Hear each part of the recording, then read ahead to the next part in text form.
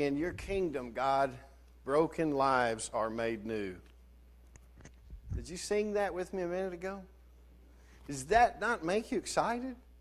In your kingdom, broken lives are made new. Say that with me. In your kingdom, broken lives are made new. Y'all aren't very excited today, but I just don't know how you can say that and not get excited. Who do you know that needs to know that today? That in God's kingdom, broken lives are made new. I see hands and they don't look like I know somebody. It's like, I have a friend and my friend is me. Yeah, say it again. In your kingdom, broken lives are made new. Maybe we should just say that a few more times and it would be a much better sermon than the one I have been practicing for the last hour anyway. This is a day to get excited, folks. This is a day to get excited. We're a week away from Easter, and if I don't get excited about everything I've got to do over the next week, I'm not going to get done. So, and you know what's annoying is if I get excited and you don't, that'll just really get on your nerves. So you might as well join parade or sit and watch it go by and say, I wish I hadn't even invested any time in that. Man, there's this great, I'm looking it up, where's it at? There's this great story in the Old Testament. It's in 2 Kings, and it's in the 5th chapter, and it has so little to do with the text today that it just hit me, and I wanted to share it with you. That it's a great story about this guy who was like the commander of the armies of Aram. And Aram is like this nation that has conquered Jerusalem, and it's conquered Israel, okay? Pre-Jerusalem. They've conquered Israel.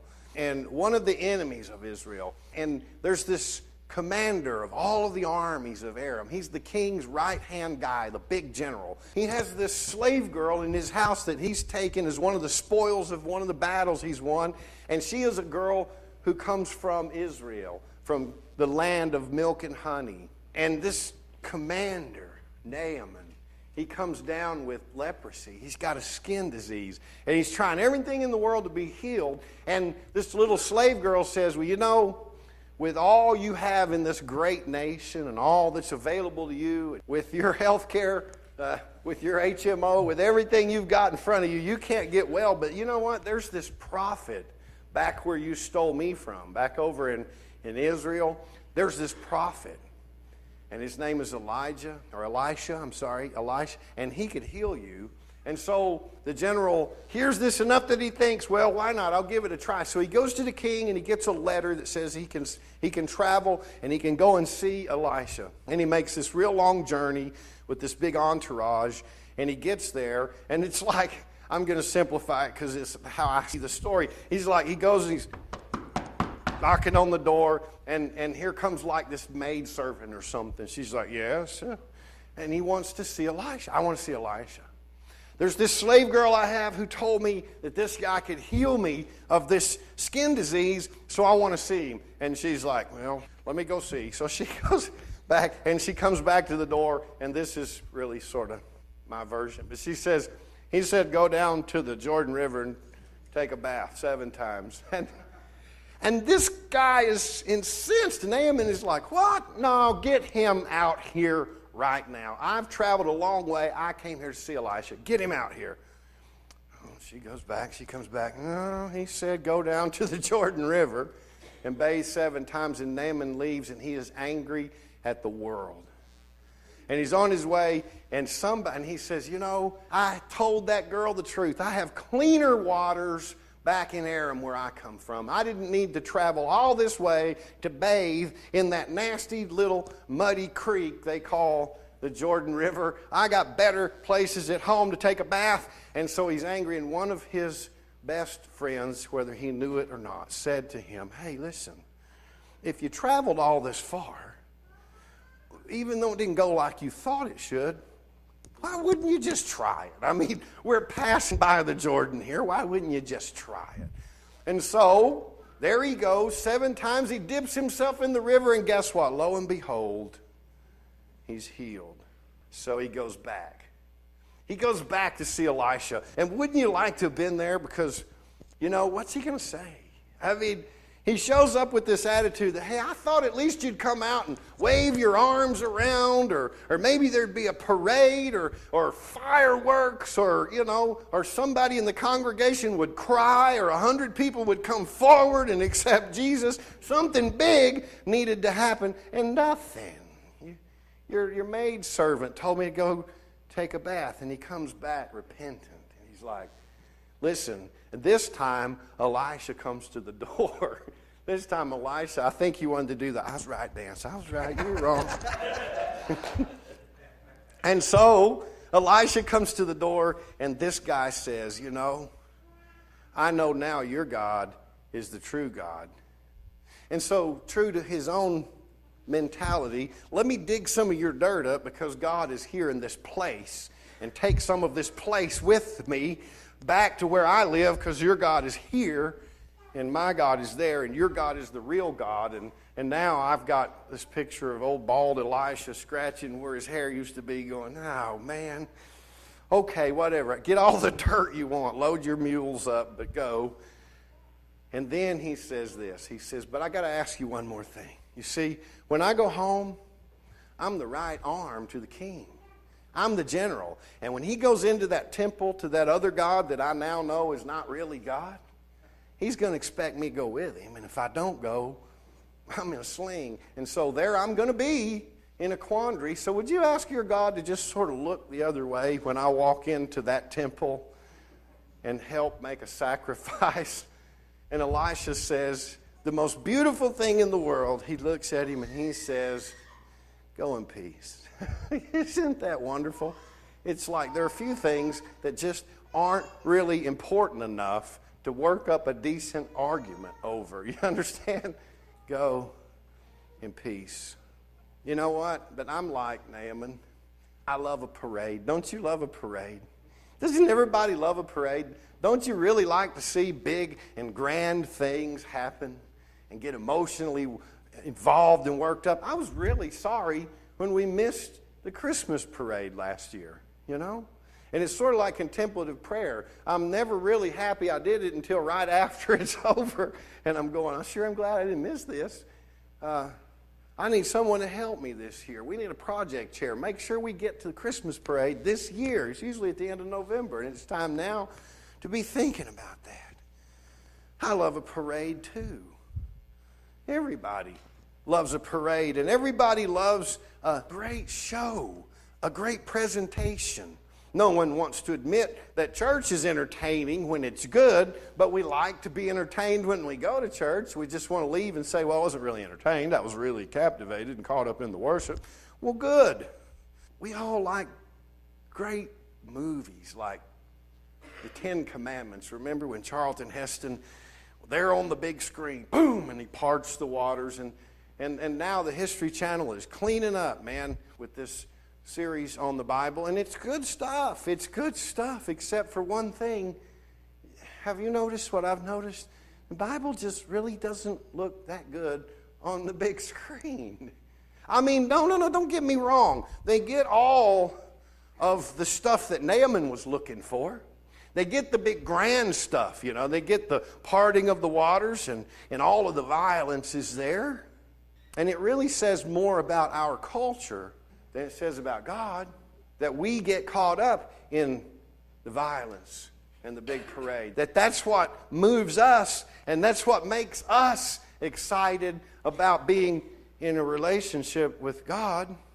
But the truth is, if you've really let the Bible touch your life, if the narratives in the Bible, Old or New Testament, have done anything to transform you, you know that it's done in several different ways, sometimes scholarly through Bible studies with people who can tell you context. Someone asked me, what do you think about these depictions of the Bible? And I said, I read Oliver Twist. Some of you did also when you were in high school. And then after we read Oliver Twist, the literature teacher made us read things about the life of Charles Dickens so that we better understood what he meant when he wrote Oliver Twist. And when I saw the movie, none of that stuff was in the movie. So there's that approach to Bible study. And there's another approach where the Bible is allowed to be imaginative and to touch you at the point of imagination and to draw you closer to God in ways that are totally not scholarly and totally, sometimes even out of context. But when the narratives touch you and move you, it somehow isn't this your experience? Isn't it always somehow just beyond all of those great big grand scenes? I mean, yes, Moses stands at the Red Sea and holds his hands up or whatever happens and the waters part. But there are all these underlying stories like, Moses and the Pharaoh were brothers. You sort of miss that while you're watching the water part. You sort of miss the narrative about two brothers who have differing opinions about God. And that's kind of a familiar theme. Remember, there's Cain and Abel. There's Isaac and Ishmael. There's there's Jacob and Esau. There's always one brother against another. Even in Luke's gospel, two brothers come to Jesus asking him to settle an argument between them, and Jesus sort of takes a neutral position because there's the story of Jesus, the brother of all of humanity. Yeah, we get stuck sometimes in the great big grand pictures, and we can very easily miss the narrative if we're not careful, because everybody loves a parade. Richard Rohr likes to say this, and I want to disagree with him, but I'm afraid I'm going to have to agree with him again. This thing about transformation and presence and this thing about relationship to God, Richard says this is hard. If you are too rich, too good looking, or too successful, there's not a very good chance you're going to get this. Because like he likes to say, well, if you're in those categories, everything you got's working, and until something doesn't work anymore, you won't change a thing. Now, okay, so I didn't mind that at first because I could think, well, I'm not all that rich, so it's not talking about me. It's talking about a few people I know, but not me. But that's not true, because compared to 2/3 of the world, I'm one of the wealthiest people in the history of the world. I've got CPAs and accountants nodding their heads right now. Do you understand that? If you own a car, it doesn't matter what it looks like, you're ahead of 2/3 of the world who will never even ride in a car as nice as yours, let alone own one or even have a license to drive one. Well, as it turns out, I may be in that too rich category, but I'm not all that successful, so... But here again, I'm here, and I keep coming back, and I'm on the path for success, and I'm pushing. So it's not a matter of the measure of how much I've accomplished or not. It is that I'm in the race, so I guess I'm in that category. And I could say the same thing about, well, I'm not all that good looking, but every time I look in the mirror and make any judgment at all, now I'm back in that category again. If you care at all, you're in that group of people that's too good looking. It's not a matter of what you actually look like. It's a matter of how much you care about that. So, all of that to tell you this, that perhaps we are either too rich, too successful, or too good looking, or some combination of the three. And if we are in that category, and there's a chance we might miss this, we should be on the edge of our seats. Do you hear me? If there's a chance that the parade could go by and Jesus is in it and we were not present emotionally, physically, mentally, then we should be on the edge of our seat. We don't want to miss this, because right after the parade, Luke has Jesus saying again, God was right there under your nose and you missed it. This is what Jesus is saying to Jerusalem, that promise of peace and hope, that God's self was there within the walls of your great city, and of all the people who should be able to recognize the presence of God. You see, Luke is still busy doing what Luke is doing. Luke is telling the world, I know that you don't really understand it, or you may not believe it, and it may not look like it's the truth, but Jesus is the Son of God. And in Luke's gospel, not everyone recognizes. I made a list. In Luke's gospel, these are the people who do not recognize Jesus. The crowd who is cheering at the Palm Parade do not recognize Jesus.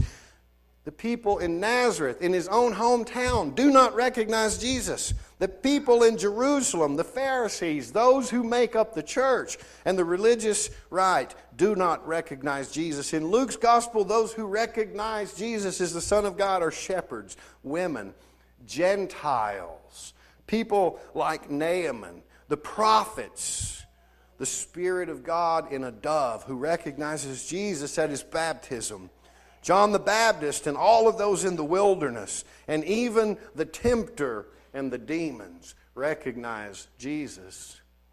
But the church, even Jerusalem, the holy city, had God right there in the walls of the city. And they missed it. Luke keeps on saying from the very beginning.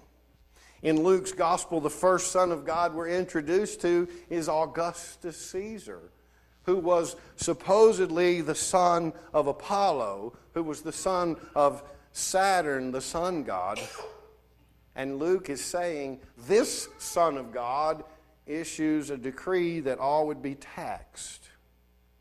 But this Son of God is born in a manger, and he preaches empowerment and blessing and release to prisoners and hope for the poor. Luke is saying Jesus is the Son of God, and you may have missed it because you may have been looking for a powerful Messiah, a powerful and a rich king, someone in a position to govern, and you got a king, you got a Messiah. God sent one who didn't care that much about status. As a matter of fact, in Luke's gospel, God's dignity suffers over and over. Have you noticed? We've been preaching some of the great stories from Luke lately, and the characters in each story that represents God is always doing something that God should not be involved in. God is not the owner who says to the vineyard keeper, take that tree out of here, it doesn't produce. God is a gardener who's pleading with the owner of the garden. That's a very strange image of God to people in Luke's time and even still today in our time. Strange image of God. God is like a father who gives up his dignity, who does foolish things like giving half of his wealth to a son who's on his way out to squander it and runs down the road like, I'm sorry, ladies, but like a woman. Now today we would say that's a good thing, but not in Luke's day. God's dignity suffers to the point that God is a peasant hanging on a cross, powerless. Well, that didn't help because we love a parade. A parade, let's get back to the parade. Much better on Palm Sunday. We love a parade, and we are there at the parade, and we are cheering, yay, Jesus, Hosanna, blessed is the one who comes to save me. Jesus saves, Jesus saves, Jesus saves. And do you know what the very next thing Jesus does in Luke's gospel? He goes into the temple, and he says two things. Your worship stinks, and your prayer life needs help. Now, that's not a good way to end a parade. Jesus, over and over in the Gospels, is calling us to true prayer. When Jesus challenges our worship and challenges our prayer life, it doesn't feel good like the parade. When Jesus comes saying, you need to remember that it's about less of you and more of others. When Jesus preaches his one sermon, which is empty yourself. It's not your agenda. It's not your ego. The key to being happy and peaceful in the kingdom of God is others. That's not a popular message. Now listen, it's the same crowd. Do you know that? How many years will Palm Sunday come and go and you hear that? It's the same crowd shouting, "Welcome, Jesus," and throwing their coats down on Sunday and on Friday morning. It's the same crowd shouting, "Kill him, kill him, kill him, kill him, kill him." We want to kill Rob Bell, and I'm not defending him, and I know somebody's going to listen to this on the internet and qualify me again, and I thank you. I have an office, and you can come see me. But under substitutionary atonement, Jesus saves us from God. You never quite heard anybody say it like that. It's like Jesus going into the temple saying, "We need to talk about your worship and your prayer life. Maybe we need to talk about our theology." Jesus saves us from the God who would murder his own son, or all of the Amalekites, or the Amorites, and we didn't need ever to be saved from God. That's the good news. That's why they call it the good news. It's a gospel. It's a good news. And if that makes you angry to hear that, you got to do some readjustment, because the good news is you never needed to be saved from God. Are you with me at all yet?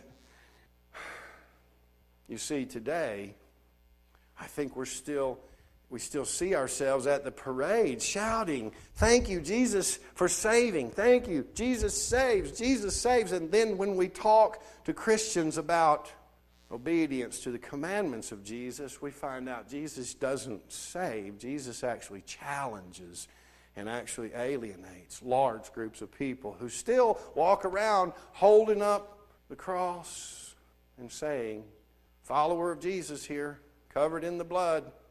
Well, I believe it. I believe it. I believe it. It's true. It is true. What about prayer? What about contemplative prayer? What about Lenten commitment? What about loving people who don't love me? What about not responding with evil to evil? What about defending myself violently against tyrannical government? Sounds like Jesus. Because I really need to know. I really do. I'm an American by God, and I'm a defender of the Constitution of the United States. I think it's one of the two living, breathing documents that I've ever read. The other one is the Bible, and I'm not comparing it. I'm just saying it's a powerful piece of work. There's a lot of spirit in that piece of work. But what in the world about taking up arms against anybody can coincide? Well, never mind. Jesus should have had all that. Dang it. It would have ended different. We're still at the parade. And we need to stand in the crowd on Friday. We need to recognize within ourselves another picture of atonement. And it is this, that when God comes to us, some of you have heard me say this before, but it's got to be said again. It's got to sink in. When God comes to us, our first response is violent rejection. Because God will never, ever come propping up our thin and superficial egos. God doesn't care whether you win the lottery, whether you ever get rich. People die, and God is there nurturing those who survive. Sometimes the prodigal doesn't come home. Good things fall apart, but God is always there working to make good in our lives of everything that happens. All you got to do is pray and keep your eyes open so that when God is there in your midst and when God is working among you, you don't miss it. Now I'm going to close with one thing. I wish I knew where this quote came from, but we heard it in Bible study a couple of weeks ago, and it goes like this. I'll just tell you the story. Tex Sample told it, that a little German woman with Alzheimer's is dying in an Alzheimer's hospital, and her son comes to see her. In visiting, she makes a request. She is saying to him, "Say." And he cannot understand until he leans closer, and he recognizes she's saying, "Sing. Sing." Have you ever visited old folks? You could do nothing greater in the world for anybody than to go to nursing home or to a hospice ward and sing to people. Sing to people on their deathbed. Sing. And so her son begins to sing, and text is singing on the screen in German, Silent Night. And he says soon she does the best she can to join, but she can't quite get all the words together. And he said that night they sang her back to life, only for a moment. And then he said this: a friend is someone who learns your song. And when you cannot sing your own song, a friend is someone who sings your song for you, and they sing you back to life. What a friend we have in Jesus. The Jesus who challenges us. The Jesus who accepts our sentence of death. And the Jesus who is God returning to say, let's try again. You can emulate that. A friend is someone who learns your song, and they sing your song for you when you can no longer sing. And they sing you back to life. It's been a long week. I hope I see you at contemplative prayer. Whether you know it or not, you need to be here. I hope I see you Thursday and Friday. And I certainly hope I see you Sunday morning, because I have a feeling that in a week there is a song that will bring us all to life. May God have the glory. Would you pray with me?